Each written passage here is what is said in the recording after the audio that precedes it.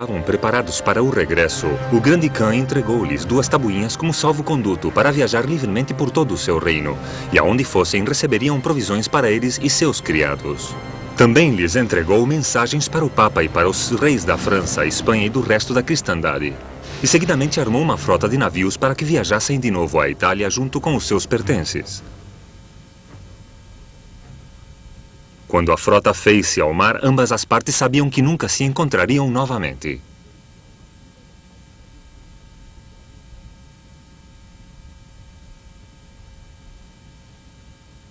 Passados 3 longos e azarosos anos, desembarcaram finalmente em Veneza, assombrando os seus concidadãos que há tempos os tinham dado por mortos. Os diários de Marco Polo, escritos após o seu regresso do Oriente, foram publicados pouco depois da sua morte com as mais belas ilustrações das suas viagens.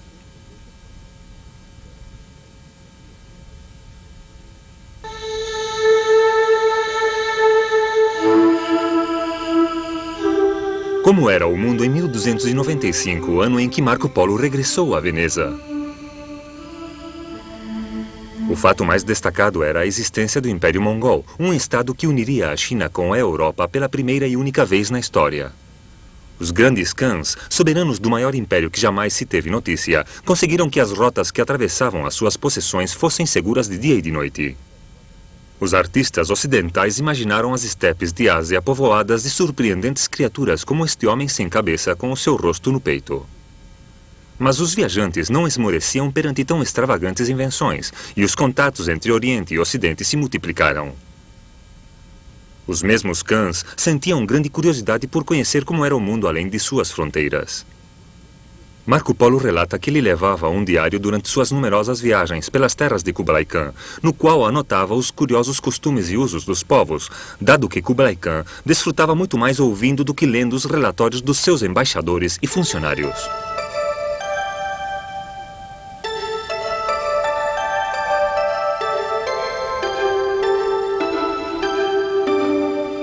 Embora a cidade proibida atual tivesse sido ampliada e reconstruída, desde a época de Kublai Khan encontra-se edificada no lugar do seu palácio imperial em Pequim.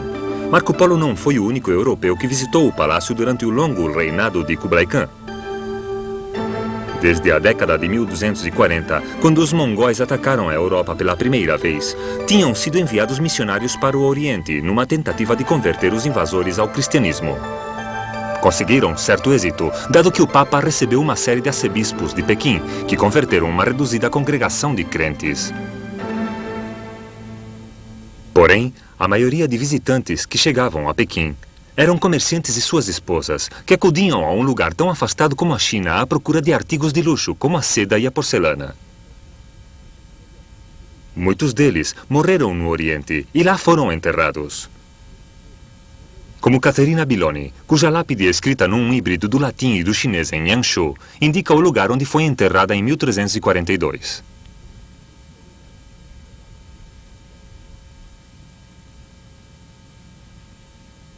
Mas, lamentavelmente, o século da paz mongol chegou ao seu fim. Kublai Khan morreu em 1294 à idade de 80 anos. Seus sucessores não conseguiram conservar o domínio das zonas fora da China. E depois, em 1368, seriam totalmente expulsos de lá. Nenhum europeu voltou a seguir a rota da seda até Katai, porque, sem a proteção dos Khans, já não era um caminho seguro. Esta não foi uma catástrofe para o Ocidente, porque as especiarias continuaram chegando por mar da Índia e a frota veneziana ainda contava com várias centenas de navios. Na sua maioria, construídos nos estaleiros da República, o arsenal que naquela época era o mais complexo industrial de toda a Europa. As caravelas lá construídas empreenderam viagens regulares à França, Espanha e Portugal, Flandres e Inglaterra, transportando produtos orientais. Estes já não consistiam apenas em sedas e especiarias. As fortalezas e as estações comerciais genovesas e venezianas ao longo das costas do Mar Negro exportavam cada vez maiores quantidades de grãos e caviar para o Mediterrâneo. Porém, a maior parte delas fretavam escravos do Cáucaso, georgianos, circasianos, russos.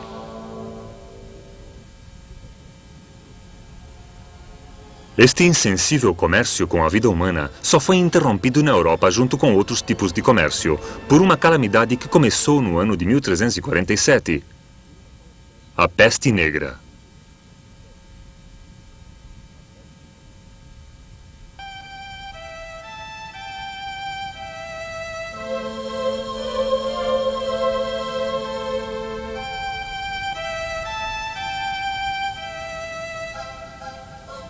Dezenas de milhões morreram por causa da peste negra somente na Europa.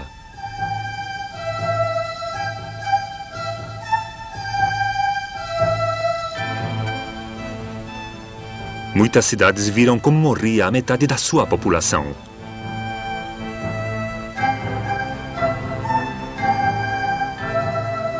Alguns mosteiros perderam todos os seus monges, exceto um ou dois.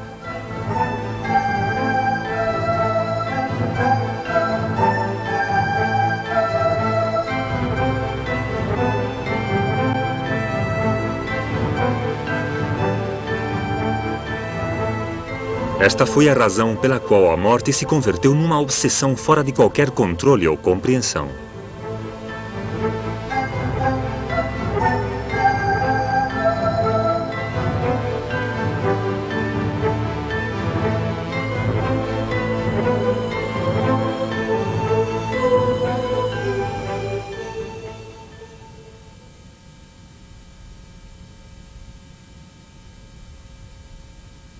Algumas aldeias foram totalmente varridas do mapa, convertendo-se em aldeias medievais abandonadas, das quais hoje em dia só restam alguns campos e relevos sulcados. O cronista Froissart, escrevendo pouco depois deste acontecimento, estava convencido de que tinha morrido uma terceira parte do mundo. Agnoli di Tura, que escreveu sua crônica em Siena, ainda foi mais alarmista. Este é o fim do mundo, disse. Considerando a escala do desastre, resulta curioso que ainda não se tenha chegado a um acordo com respeito à forma em que tudo começou. Não cabe dúvida de que chegou à Europa vinda da Ásia. Mas como? A teoria mais provável é que os primeiros transmissores foram um grupo de genoveses que regressaram à Sicília depois do assédio da sua fortaleza em Casa, na península da Crimeia. Contaram que os sitiadores mongóis tinham começado a morrer repentinamente por causa de uma estranha doença que produzia uma inchação negra que supurava sangue e que lhes ocasionava uma dor insuportável até que morriam.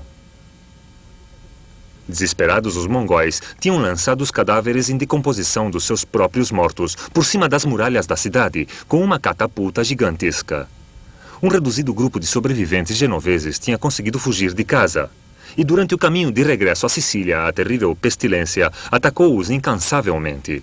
Quando chegaram ao seu destino, a maioria deles tinha perecido. Após viajar despiadadamente pela Ásia, a peste negra chegou à Europa. Antes do fim do ano, tinham chegado à terra firme. Em implacáveis ondas viajou aos cantos mais afastados do continente e até às suas ilhas mais remotas.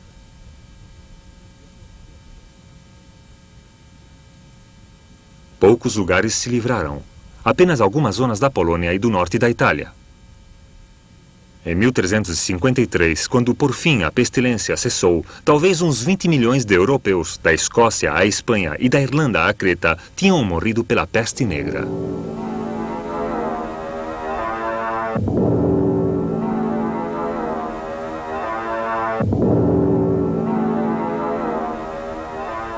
Ainda está muito estendida a crença de que a doença era uma peste bubônica e que foi difundida por um mortífero parasita alojado no estômago de uma pulga, atraída tanto pelos homens como pelos ratos. Por conseguinte, a melhor defesa era matar todos os ratos e evitar os lugares onde estes viviam, como por exemplo as casas. No entanto, a maior parte das pessoas matou cães e gatos, convencidas de que eram a fonte de infecção e, portanto, os ratos ainda se multiplicaram mais. Em vez de viajar para o campo e dormir ao ar livre como no Decameron de Boccaccio, cuja ação decorre no período da peste, a maioria das pessoas permaneceu nos seus lares. Como Fiammetta, a amante de Boccaccio, que morreu apestada. Quantos homens arrojados e belas damas! Escreveu um poeta inconsolavelmente que qualquer médico teria declarado saudáveis, tomaram seu café da manhã com seus parentes, camaradas e amigos e, ao anoitecer, compartiram o jantar com seus antepassados no outro mundo. A peste negra não foi de maneira nenhuma o único desastre que se abateu sobre toda a Europa no século XIV. No ano 1300, o continente estava certamente quase todo superpovoado. Mais um século de crescimento econômico sem interrupção teria produzido um rápido crescimento da população nas cidades. Alimentar os seus habitantes tornou-se cada vez mais difícil. Entre 1315 e 1319, uma sucessão de más colheitas ocasionou carestias e epidemias. À medida que o século avançava, as más colheitas tornaram-se cada vez mais frequentes. Os pobres comiam qualquer coisa que encontrassem à frente: cães, gatos, ervas e até os seus próprios filhos, pelo que se dizia. No entanto, apesar da carestia e da peste, existiam ainda muitas pessoas dispostas a fazer a guerra. Poucos anos decorreram no século XIV sem se travarem batalhas em algum lugar da Europa. A luta entre a Inglaterra e a França, que tinha começado em 1337, popularmente conhecida como a Guerra dos 100 Anos, de fato durou até 1453. A maior parte dos episódios mais desconsoladores foram registrados por historiadores cujas crônicas, acompanhadas pelas belas ilustrações, foram copiadas muitas vezes, dada a idêntica procura que, ao parecer, existia das mesmas entre os guerreiros de ambas as partes. Durante os raros períodos em que a Inglaterra esteve em paz com a França, seus homens jovens participavam em guerras no exterior. Na Suíça, na década de 1370, lutaram contra Berna numa sucessão de ações furiosas. Os ingleses levavam capas com capuzes sobre suas armaduras para protegerem-se do frio, de modo que foram conhecidos na história como os Gobblers, os encapuzados. Na Itália, os mercenários, principalmente ingleses, comandados por Sir John Holt, realizaram façanhas brutais ao serviço de muitos príncipes do norte do país, e que seriam narradas posteriormente por Sir Arthur Conan Doyle no seu livro A Companhia Branca. Enquanto a Europa Ocidental sofria a recessão, a peste e umas guerras ruinosas, o sul do continente caiu finalmente sob o domínio muçulmano, quando os turcos otomanos, um povo nômade das estepes da Ásia, conquistaram firmemente o último território bizantino ao redor de Constantinopla.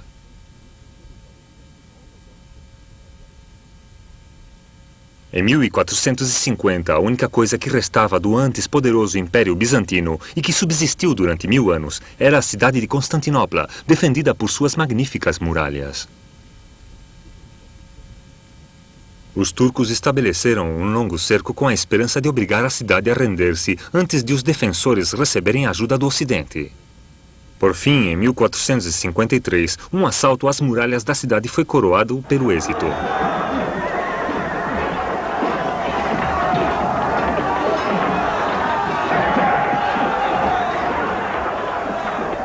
Constantinopla, a capital construída pelo primeiro imperador cristão, converteu-se na última cidade cristã e que em breve seria rebatizada como Istambul. Foi um golpe que destruiu o orgulho cristão e significou uma perda considerável. Os mercadores ocidentais perderam todas as concessões comerciais do Próximo Oriente.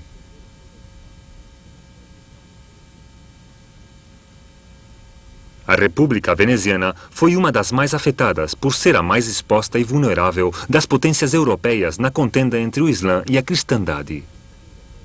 Como comunidade marítima que dependia do comércio das especiarias e de mercadorias exóticas do Oriente para poder sobreviver, necessitava que o mundo islâmico não a considerasse um posto avançado do Oriente na cristandade, mas uma indústria de serviços neutra. Durante certo tempo, esta precária política foi rentável, mas à medida em que continuava o avanço dos turcos, as críticas à República recrudesceram. Ai dos venezianos, escreveu o Papa Pio II em 1463. Quanto envelheceu o vosso antigo caráter! O vosso excessivo comércio com os turcos converteram-nos em amigos do infiel. Siamo veneziani, poi cristiani, replicaram os venezianos. Primeiro somos venezianos e depois cristãos. A cidade dos canais tentou sobreviver construindo grandes fortificações ao longo do Adriático para manter afastados os turcos enquanto continuava comerciando com as nações amigas mais orientais. Mas como o avanço otomano continuava, o seu comércio com o Oriente interrompeu-se temporariamente. Gênova, a principal rival de Veneza no comércio com o Oriente, reagiu perante o crescimento do poder otomano. Os seus mercadores trasladaram gradualmente os seus interesses e o seu comércio do Oriente para o Ocidente, e em 1489 chegaram mesmo a vender para Veneza os seus direitos em Chipre. Realizaram investimentos nas viagens de exploração empreendidas pelos marinheiros portugueses ao longo da costa ocidental da África.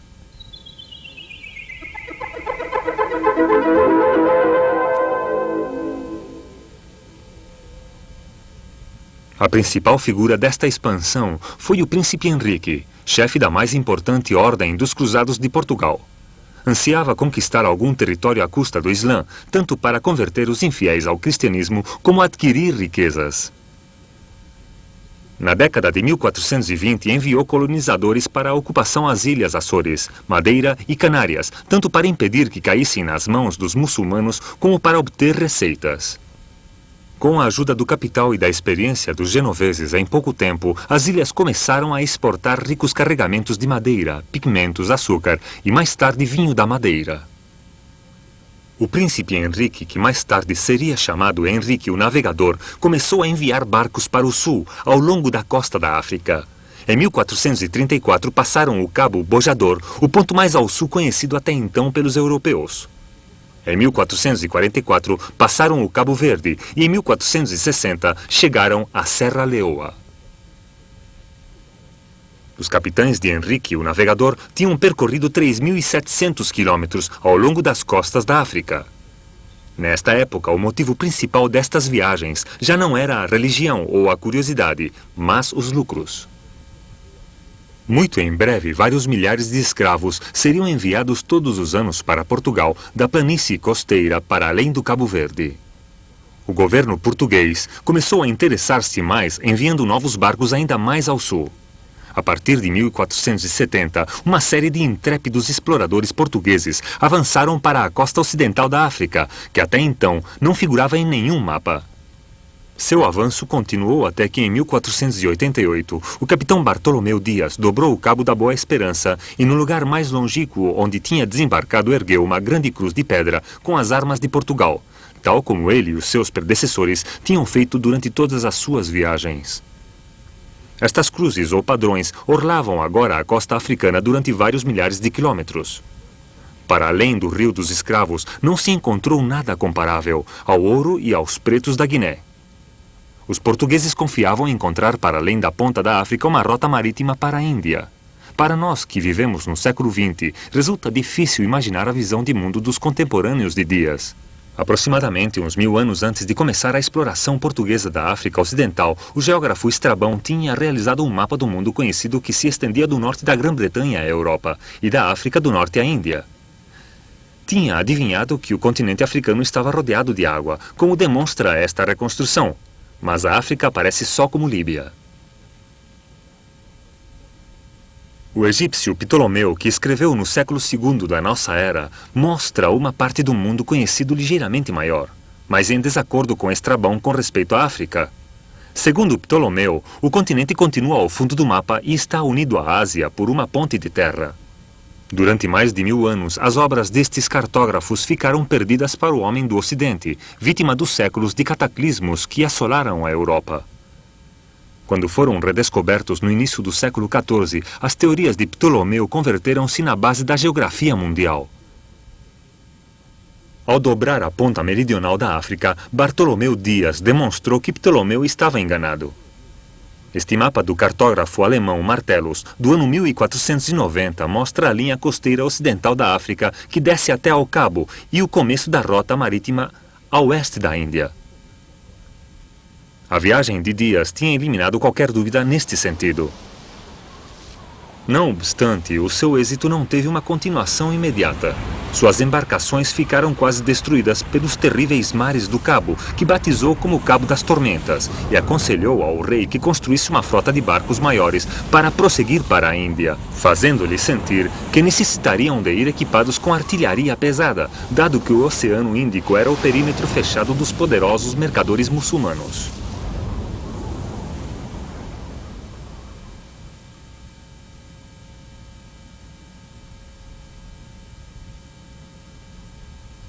A preparação desta frota levou tempo e Portugal não podia permitir-se um fracasso, e só em 1497 saiu de Lisboa uma poderosa frota comandada por Vasco da Gama, um nobre cortesão.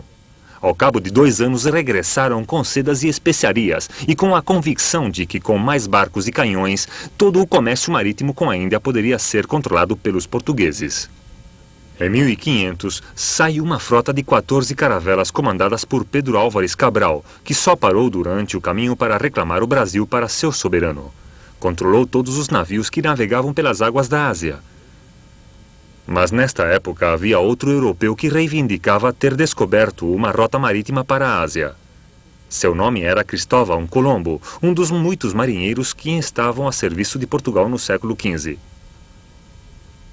Lá para o ano 1487, quando tinha 36 anos, Colombo chegou ao convencimento de que a uns 6.000 quilômetros ao oeste de Lisboa, um navegante descobriria o Japão.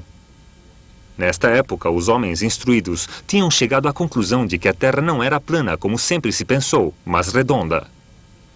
No entanto, Colombo acreditava que a sua circunferência era de só 30.000 quilômetros, aproximadamente 20% menos das dimensões reais.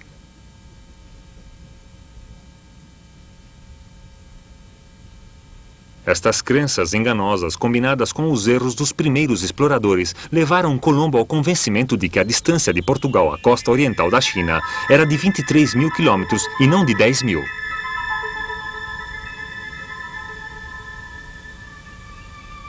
Por conseguinte, de acordo com os cálculos de Colombo, esta viagem ter-lhe-ia feito percorrer 3/4 partes do globo.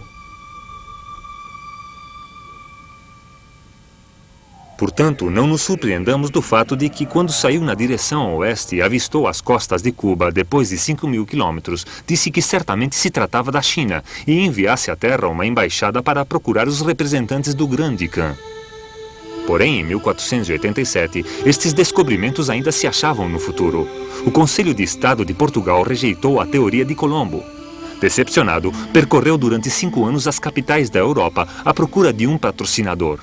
Finalmente, em 1492, encontrou-o na Espanha, na pessoa de Isabel de Castilha, e por ela foi nomeado almirante dos mares e oceanos, e deu-lhe 3 caravelas com as quais poderia navegar rumo às Índias. Finalmente, Colombo conseguiria aceder à imortalidade, numa sucessão de viagens que permitiriam, por fim, reivindicar o descobrimento de um novo continente, a América. Em menos de meio século, um punhado de exploradores das penínsulas Ibérica e Italiana tinham comunicado uma série de regiões divididas até essa altura num sistema global que nunca se partiria. Os europeus, os africanos, os asiáticos e os americanos entraram em contato recíproco com seus produtos, suas crenças e seus preconceitos. Não foi um intercâmbio que só aportasse vantagens às nações e culturas europeias dominantes, mas para aqueles que foram descobertos, os africanos e os americanos em particular, os benefícios seriam poucos, se é que houve algum, e as perdas catastróficas.